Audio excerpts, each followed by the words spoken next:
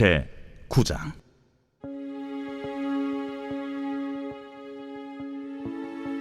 여호와께서 모세에게 이르시되 바로에게 들어가서 그에게 이르라. 히브리 사람의 하나님 여호와께서 말씀하시기를 내 백성을 보내라.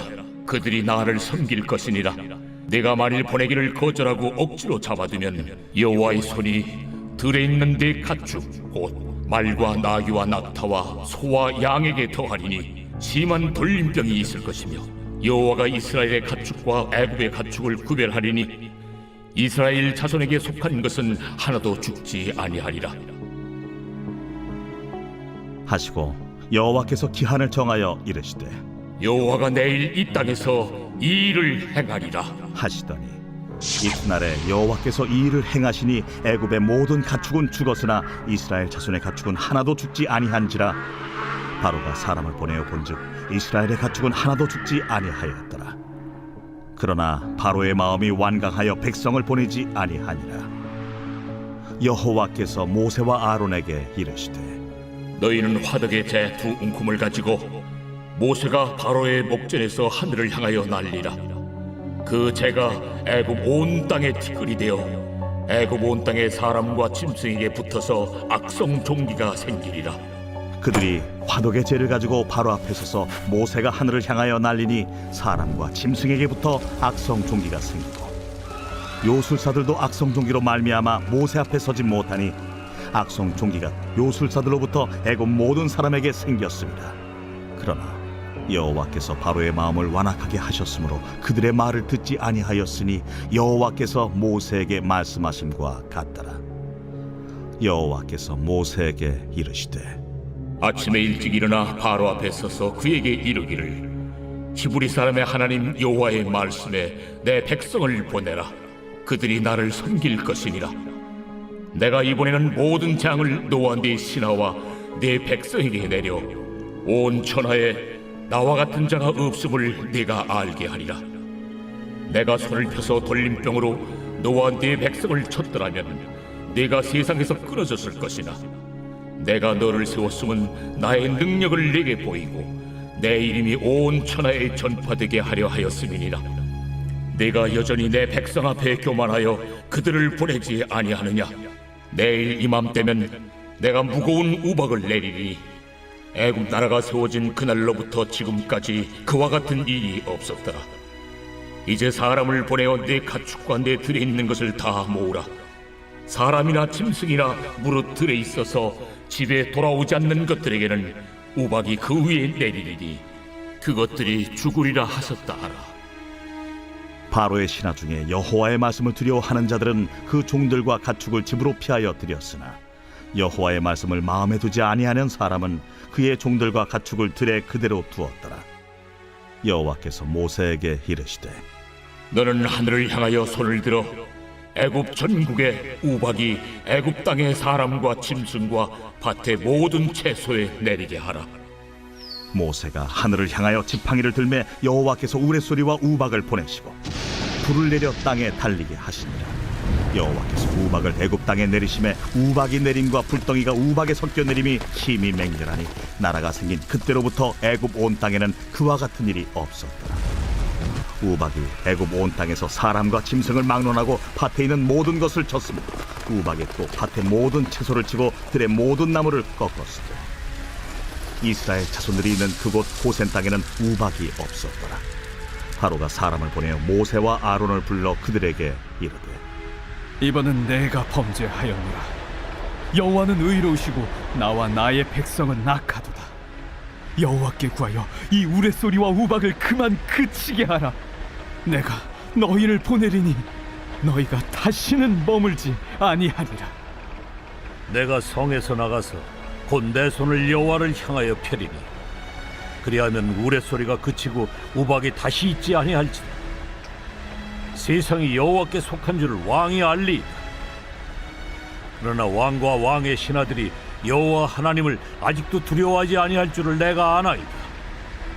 그때에 보리는 이삭이 나왔고 삼은 꽃이 피었으므로 삼과 보리가 상하였으나 그러나 밀과 쌀보리는 자라지 아니한 고로 상하지 아니하였더라. 모세가 바로를 떠나 성에서 나가 여호와를 향하여 손을 펴 우레소리와 우박이 그치고 비가 땅에 내리지 아니하니라. 바로가 비와 우박과 우레소리가 그친 것을 보고 다시 범죄하여 마음을 완악하게 하니 그와 그의 신하가 꼭 같더라. 바로의 마음이 완악하여 이스라엘 자손을 내보내지 아니하였으니 여호와께서 모세에게 말씀하심과 같더라.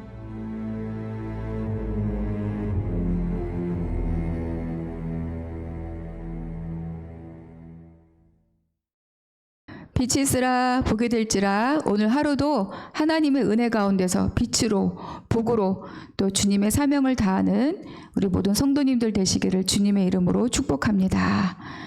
이제 하나님의 재앙이 이제 10가지 재앙이 차근차근 진행이 되고 있죠. 그래서 이제 횟수가 더해 갈수록 그 강도도 더 심해지고 있습니다. 9장에서는 이제 돌림병, 그리고 악성 종기, 그리고 우박, 요 3가지 재앙이 드러나는데 요게 특징이 있어요. 요 3가지 재앙의 특징이 뭐냐? 죽는 사건이 이제 벌어지기 시작합니다. 하나님께서 이제 이스라엘 백성들과 이제 애굽 사람들을 구별하기 시작한 것이 이 파리 재앙부터였는데, 그때는 가축이나 사람이 죽지 않았어요. 그런데 이제는 하나님 생명을 구별하시는 거죠. 그러니까 이스라엘 백성들에게는 생명을, 그리고 그것을 거절하는 애굽 사람들에게는 죽음. 그래서 생명과 죽음으로 이스라엘 백성들과 애굽 사람들을 구별하기 시작하십니다. 그러니까 이제 이게 점점 이제 강도가 심해지면서 이 재앙이 어떤 한 지점을 향하여서 쭉 이렇게 나아가고 있다는 것을 느껴지게 되는 거죠. 이제 우리가 이제 앞서 보았던 나일강에 피가 되는 사건, 또 개구리가 다 뛰어나오는 사건, 이가 들러붙는 사건, 그리고 뭐 파리떼 사건, 이 모든 것들은 생명에는 지장이 없어요. 그리고 뭔가 이렇게 불편하고 귀찮은 상황인 거죠. 그러니까 하나님께서 우리를 막 흔드시고 우리의 삶을 이렇게 막 건드리실 때 가장 첫 번째 부닥치는 게 뭐냐 하면, 갑자기 꽉 뭐 이럴 수도 있지만 정신 차리라고 우리의 삶 막 이렇게 뭐랄까 불편함들을 막 만들어내죠. 뭐 이게 불편하고, 마음이 불편할 수 있지만 삶이 불편하고, 갑자기 좀 관계가 틀어지고 막 이럴 때 우리가 여기 이 상황, 이 사건들을 바로처럼 관심도 없더라 이러지 말고 이상한 사람이야 막 이러지 말고, 그때 우리가 이 사건들의 흐름들을 기도하면서 잘 살펴보아야 할 필요가 있습니다. 근데 이제 오늘 있을 이 돌림병, 뭐 악성 종기 이런 것들은 다 뭐예요? 재산, 소유물에 이제 손실이 생기기 시작합니다. 3절에 보니까 여호와의 손이 들여 있는 네 가축 곧 말과 나귀와 낙타와 소와 양에게 더하리니 심한 돌림병이 있을 것이며, 또 4절 여호와가 이스라엘의 가축과 애굽의 가축을 구별한다고 나오죠. 이스라엘 자손에게 속한 것은 하나도 죽지 아니하리라 하셨다 하라. 아직 사람까지는 아니고 키우는 가축들이 이 돌림병으로 인해서 다 나가는데 이스라엘 백성들의 가축들은 하나도 죽지 않는다. 그러니까 하나님은 생명으로 이제 구별하기 시작하십니다. 근데 가축은 이제 너무나 중요한 가치가 있는 재산이죠. 그러니까 우리나라도 농업이 가장 중요한 주된 산업일 때는 집안에서 키우는 소 한 마리가 어마어마한 재산 목록 1호였었죠. 뭐 학업이나 결혼이나 이렇게 막 집안에 큰 대소사가 있을 때 바로 이 소가 그 일을 치루어낼 수 있는 그런 어떤 재정적인 근거가 되지 않았습니까? 그런데 이제 이런 것들이 다 죽었다, 가축이 다 죽었다라고 하는 건 뭘 말하느냐? 사람들이 자기의 생존과 생계를 의지하는 것들이 다 무너지고 있다는 것을 우리에게 말해주고 있는 거죠. 그러니까 7절 보겠습니다. 바로가 사람을 보내어 본즉, 바로가 이제 뭐 신하들을 보내서 확인해 보겠죠. 이렇게 나와요. 이스라엘의 가축은 하나도 죽지 아니하였더라. 자기 백성들의 삶은 다 이제 피폐하게 됐는데 이스라엘 백성들의 가축은 하나도 죽지 아니하였더라. 그러나 이렇게 되죠. 바로의 마음에 완강하여 백성을 보내지 아니하니라. 그러니까 이제 바로가 생각할 때 뭐 가축 정도는 뭐 죽어 나가도 아무런 뭐 별것도 아니다 이렇게 생각할 수도 있는 사람일 것 같아요. 근데 여기서는 가축의 죽음이 그냥 짐승 하나 죽는 걸로 끝나느냐, 그게 아니라는 거죠. 뭐냐면 가축이 죽은 것은 그로 인한 이 백성들, 자기의 백성들의 삶에 큰 손실이 오고 그들의 삶에 큰 상심을 이루고 또 그들이 굉장히 위기 가운데 처했다는 것을 말해주는 건데, 이 바로는 그것을 돌아보지 않고 돌아보지 못하는 사람이라는 이야기를 이렇게 우리에게 보여줍니다. 왕이라면 백성을 지키고 돌보고 먹이는 것이 왕이잖아요. 근데 이 바로는 전혀 그런 것에 대한 인식조차 없는 사람이라는 거죠. 두 번째는 이제 티끌로 인해서 악성 종기가 생기고 사람과 짐승에게 달라붙어서 괴롭히기 시작하죠. 이제 짐승에서 끝나는 게 아니라 이게 이제 사람으로까지 그 위해가 점점 번지고 있다는 것을 우리에게 보여줍니다. 11절 요술사들도 악성 종기로 말미암아 모세 앞에 서지 못하니 악성 종기가 요술사들로부터 애굽 모든 사람에게 생겼음이라. 그러니까 이게 굉장히 중요한 게 뭐냐면 요술사들도 이제 종기가 나가지고 자기 역할을 하지 못하는 거예요. 그러니까 요술사들도 일종의 이들도 종교인이잖아요. 그 부정을 입은 거죠. 부정을 입으니까 왕 앞에도 못 나가고 모세 앞랑도 나가지 못하는 거예요. 그러니까 이제 이들이 말하는 바로에게 이 요술사들이 어떤 신탁을 알려주기도 하고 또 종교적인 이 대리 역할을 하는 사람들이 부정을 입어서 모세 앞에도 서지 못하고, 그러니까 바로를 대신해서 모세를 대적해 줄 수 있는 사람도 없는 거야. 그러니까 이건 뭐냐면 국가적인 굉장히 중요한 역할들이 다 지금 무너지고 상실되었다는 것을 이렇게 말씀해 주고 있는 거죠. 그럼에도 불구하고 바로는 이 상황에 대해서 백성들을 보내지 아니하였다. 그러니까 바로는 점점 더 궁주로 몰려가고 있는데 마치 굉장히 독한 오기를 품은 사람처럼 더 강력하게 하나님의 명령을 듣지 않는 거죠. 그런데 이거는 거의 예견된 것입니다. 여러분, 사람의 마음에도 길이 있고 마음도 습관이 있어요. 사람의 마음도 습관이 있고 사람의 마음도 길이 있습니다. 그러니까 하나님이 바로의 마음을 완악하게 하기 위해서 어떤 조치를 취하시는 게 아니에요. 바로가 하나님 뜻대로 살겠습니다라고 하고 있는데 아니다 너는 나쁜 놈 해야 돼 이렇게 하는 게 아니고 바로의 모양 그대로 그냥 두시는 거죠. 바로는 여호와가 누구이길래 이게 이 바로의 원래 마음밭이에요.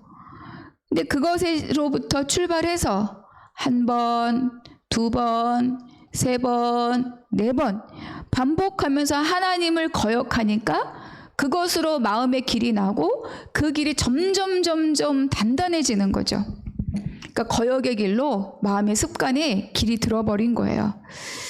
그러니까 어떤 상황만 딱 떨어져도 어때요? 그냥 그 길로 자동 반사, 그 길로 쭉 거역과 하나님을 모독하는 이런 것으로 그의 모든 마음이 흘러가게 그 길로 가버리게 되는 거죠.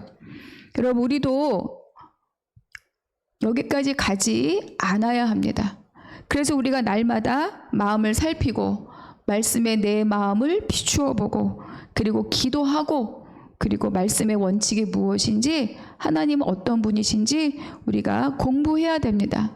내 마음을 돌아보지 않는 사람, 그럴 기회를 갖지 않는 사람, 그리고 하던 대로 하는 사람들은 그렇게 길이 나 버리니까 그 길이 마치 생명길인 것처럼 착각하고 살 때가 많이 있다. 그러니까 바로는 거역으로 점점 단단한 길이 나고 있구나 이렇게 생각해 보게 됩니다. 13절 여호와께서 모세에게 이르시되 아침에 일찍이 일어나 바로 앞에 서서 그에게 이르기를 히브리 사람의 하나님 여호와의 말씀에 내 백성을 보내라 그들이 나를 섬길 것이라. 또 15절에 보니까 내가 손을 펴서 돌림병으로 너와 내 백성을 쳤더라면 네가 세상에서 끊어졌을 것이나 내가 너를 세웠음은 나의 능력을 내게 보이고 내 이름이 온 천하에 전파되게 하려 하였음이라. 그러니까 반복되는 이 재앙을 통해서 하나님의 목적하심이 무엇인지를 우리에게 알려주는 거죠. 그러니까 15절 16절은 징계와 저주의 말이 아니라 기회와 소망의 말입니다. 하나님이 바로와 애굽에 대한 여지를 남겨두고 계시다, 이거를 보여주는 거죠. 그러니까 내가 다 쳤으면 너 진작에 죽었어. 근데 치지 않아. 내가 너를 기다리고 있어. 내 능력을 보이고 내 이름이 온 천하에 전파되고 그것을 통해서 돌아오기를 하나님께서는 여유를 두고 계시다고 말씀해주고 있습니다. 이제 7번째 재앙이 이제 우박이죠. 사람이나 짐승이나 우박이 그 위에 내리면 모두, 이젠 사람까지도 모두 죽으리라, 이런 경고를 들었습니다. 그러니까 짐승의 생명이 아니라 이제 사람의 생명까지도 위기에 닥친 거죠. 근데 여기 이제 놀라운, 깜짝 놀랄 만한 변화가 생깁니다. 20절과 21절 함께 읽겠습니다. 바로의 신하 중에 여호와의 말씀을 두려워하는 자들은 그 종들과 가축을 집으로 피하여 들였으나 여호와의 말씀을 마음에 두지 아니하는 사람은 그 종들과 가축을 들에 그대로 두었더라. 그러니까 말씀을 새기고 있는 사람은 삽니다. 말씀을 듣고 흘려보내고 살던 대로 사는 사람은 결국 이러한 결과를 맞이하게 된다는 거죠. 그러니까 하나님의 말씀대로, 하나님께서 여지를 남겨주신 대로 이제는 하나님의 말씀을 두려워하는 자들이 생겼다는 거예요. 두려워하지 않는 자가 더 많지 않냐? 그런 거는 고민할 필요가 없어요. 다 듣지 않는 사람들이었으나 그 중에 한 사람, 그 중에 몇 사람, 그들이 이제 하나님으로 시선을 돌리게 된 거죠. 그래서 그들이 하나님의 초청에 응답하게 되었다. 그러니까 기존에 숭배하고 기존에 섬겼던 모든 것들이 다 헛것이고 이제 하나님만이 참 신이심을 깨닫고 그 말씀대로 실천하는 자들이 생겼다. 그만큼 승리한 거예요. 그게 한 사람이면 한 생명을 건진 거고 그게 10사람이면 10생명을 건진 거죠. 이것이 하나님의 일입니다. 그러니까 그들이 하나님을 발견한 만큼 하나님의 나라는 확장되었고 하나님의 전쟁은 승리하고 있다. 이렇게 볼 수 있습니다. 자, 이제 이 우박은 또 어떤 역할을 했느냐? 사람과 짐승의 생명뿐 아니라 이제는 어디까지 번져요? 자연에게까지 그 재해가 되었습니다. 밭의 모든 채소와 들의 나무들이 피폐하게 황폐해져 가는 거죠. 27절 같이 읽겠습니다. 바로가 사람을 보내어 모세와 아론을 불러 그들에게 이르되 이번은 내가 범죄하였노라. 여호와는 의로우시고 나와 나의 백성은 악하도다. 굉장히 놀라운 변화입니다. 그러니까 지금까지 자신의 행동과 선택이 죄였다, 내가 범죄하였다, 죄임을 시인을 한 거죠. 그러니까 이 사건들이 다 바로에게도 엄청난 충격이 되었던 것 같습니다. 더 놀라운 것은 하나님의 의를 고백했죠. 여호와는 의로우시다. 쉽게 말하면 하나님은 옳다. 이것은 굉장히 중요한 자기 고백입니다. 지금까지 있었던 모든 재앙이 옳다. 하나님의 일하심이 옳다. 이렇게 고백하는 겁니다. 우리는 가끔 이제 우리의 지혜가 엄청 대단한 것처럼 착각을 하고 또 하나님의 일하심에 대해서 어떻게 이럴 수 있는가, 이렇게 해야 되는 것이 아닌가, 막 이런 생각들을 하기도 하죠. 그러면서 마치 하나님의 어떤 일하심, 그러니까 하나님의 처분이 굉장히 부당하다, 나에게 옳지 않다, 이런 생각들을 말할 때가 있어요. 그러나 하나님을 진정 알고 있는 사람의 제대로 된 진정한 신앙 고백은 무엇이냐? 맞습니다. 하나님이 옳습니다. 이것이 바로 신앙인의 자기 고백이 되어야 할 것입니다. 근데 이렇게 말하기 어려운 일들도 있어요. 정말 그렇게까지 하셨어야 됩니까? 라는 질문이 우리 안에 없을 수가 없죠. 그러나 그럼에도 불구하고 하나님이 옳다. 이건 이유가 있어서 옳은 게 아니거든요. 이거 했기 때문에 옳고 저게 했기 때문에 옳고가 아니라 그냥 하나님이란 존재 자체가 옳음, 의입니다. 그러니까 그분의 행하심은 옳다. 이것이 우리의 신앙 고백이 되어야 하는 거죠. 29절, 30절, 31절 나오는데, 그러니까 32절에 보면 이렇게 기록되어 있습니다. 그러나 밀과 쌀보리는 자라지 아니한 거로 상하지 아니하였더라. 그러니까 하나님께서 살아남은 자들에게 생존할 수 있는 여지를 남겨주셨다. 자연도 다 파괴하는 것이 아니라 자연의 재해이지만 그러나 그곳에서도 생명이 살아갈 수 있는 여지를 남겨두셨다. 이것이 바로 하나님의 은혜이고 하나님의 사랑입니다. 그러나 하나님께 완전하게 의탁되지 않은 사람은 결과적으로 자기의 본성의 길을 가게 되어 있습니다. 35절 말씀. 바로의 마음이 완악하여 이스라엘 자손을 내보내지 아니하였으니 여호와께서 모세에게 말씀하심과 같더라. 내가 범죄하였다. 하나님이 의로우시다. 나와 내 백성이 범죄였다. 말은 했어요. 그러나 어떻습니까? 그게 참이라면 보내야 되지만 그러나 바로는 그건 입술의 고백일 뿐 자기의 생각대로 자기가 걸어왔던 대로 자기가 했던 대로 그렇게 행동하는 사람이었던 것이죠. 여러분 우리가 이제 이 9장을 마무리하면서 나의 마음을 돌아보면 좋겠습니다. 나의 마음의 길은 어떤 길인가? 생명의 길인가? 죽음의 길인가? 감사의 길인가? 원망의 길인가? 평안의 길인가? 불안의 길인가? 모든 사건이 조그만 것이든 큰 것이든 있을 때마다 열이 받치고 짜증이 올라오고 그렇다면 나의 마음은 왜 이쪽으로 길이나 있을까? 이런 것들을 한번 살펴보시고 또 발견하고 기도하시면 좋겠습니다. 또 두 번째는 내가 지나온 모든 삶의 자리에 대해서 그 환경에 대해서 하나님이 옳습니다. 하나님이 맞습니다. 이렇게 말할 수 있는가? 안 된다면 그 사건, 그것을 얽힌 나의 마음은 무엇일까? 이것을 같이 또 묵상하고 기도하시기 바랍니다. 기도하겠습니다. 하나님께서는 점점 재앙을 더해가지만 그것에 늘 사람이 살고 생명이 살아날 수 있는 여지를 우리에게 남겨두셨습니다. 하나님이 이끌어 가시는 모든 길들은 늘 생명이 살아날 길임을 다시 한번 발견해 주시니 감사합니다. 오늘 하루도 나와 우리 모두가 살아가는 그 하루 인생 여정 가운데도 하나님이 마련해 주신 그 생명의 길을 발견하고 그 길을 걸어가는 우리 모두가 되게 하여 주시옵소서. 모든 것 감사하고 우리 주 예수 그리스도 이름으로 기도하옵나이다. 아멘.